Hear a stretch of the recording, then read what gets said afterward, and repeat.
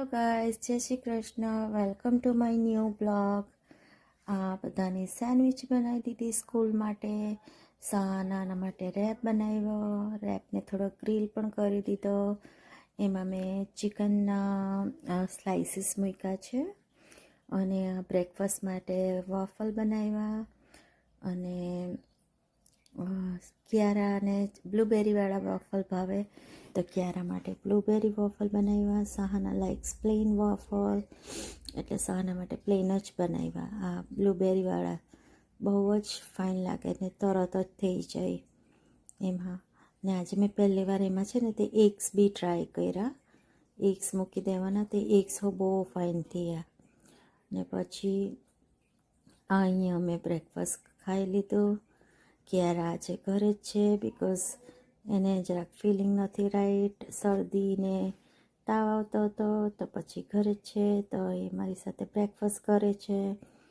પછી મેં ઘર સાફ કરી નાખ્યું, વેક્યુમ કરી નાખ્યું, કિયારાને રેડી કરી દીધી. પછી અમે સહનાને પિક કરવા ગયા સ્કૂલેથી.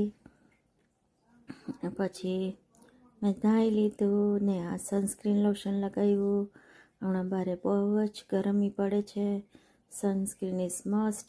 અને આ મેં કોરિયન સનસ્ક્રીન યુઝ કરું, એ બહુ જ ફાઇન છે. અને મોઇશ્ચરાઇઝર માટે મેં મેડિક્રીમ યુઝ કરું. એનાથી મારું પિગમેન્ટેશન બધું ઓલમોસ્ટ જતું જ રહ્યું.